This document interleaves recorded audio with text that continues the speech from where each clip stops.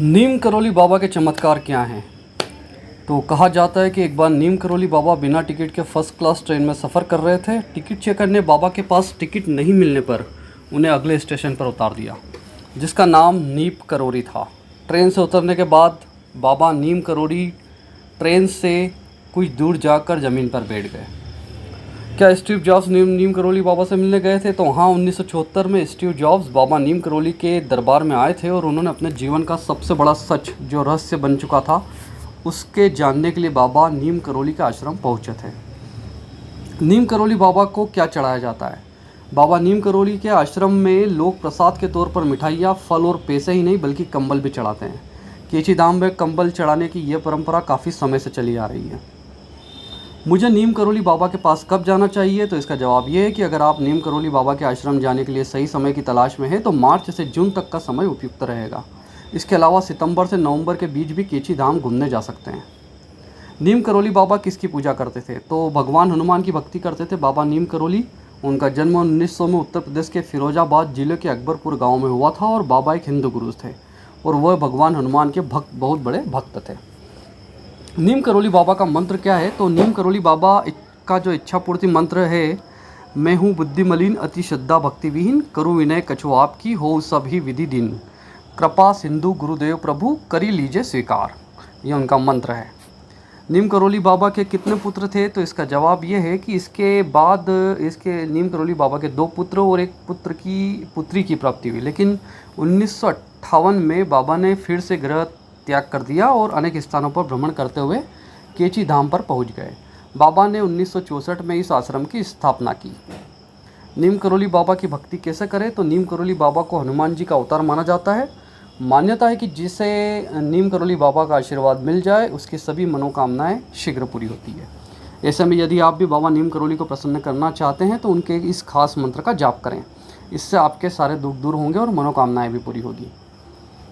नीम करौली बाबा ने कब समाधि ली? तो नीम करौली बाबा 10 सितंबर 1973 को महासमाधि ली थी और भौतिक शरीर को छोड़ा था। उनके अस्थि कलश को केची धाम में स्थापित किया गया था और इस तरह बाबा के मंदिर का निर्माण कार्य 1974 में शुरू हुआ। नीम करौली बाबा के शिष्य कौन हैं? तो नीम करौली बाबा के उल्लेखनीय शिष्यों में आध्यात्मिक शिक्षक रामदास, गायक और आध्यात्मिक शिक्षक भगवान दास, लेखक और ध्यान शिक्षक लामा सूर्यदास और संगीतकार जय उत्तल और कृष्णदास भी शामिल हैं। विराट कोहली नीम करौली बाबा कब गए थे? तो विराट कोहली जो है 17 नवंबर 2022 को नीम करौली बाबा के आश्रम केची धाम गए थे।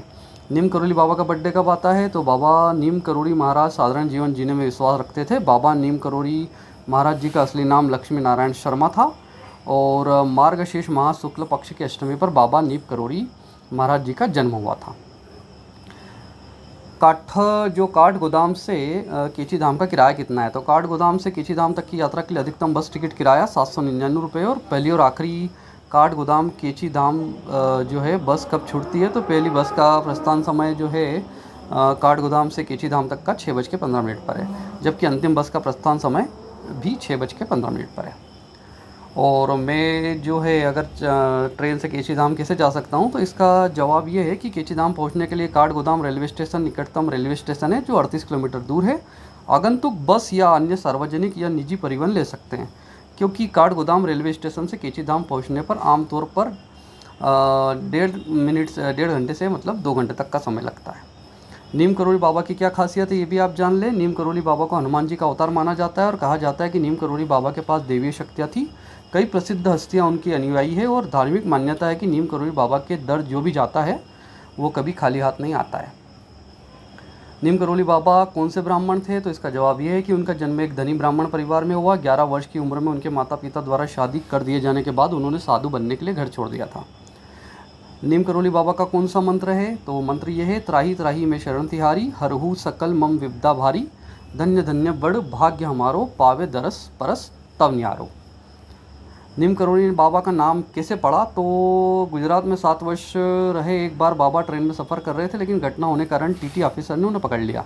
ऑफिसर ने उन्हें अगले स्टेशन नीम करौली पर उतार दिया और स्टेशन के पास के गांव को नीम करौली के नाम से जाना जाता था।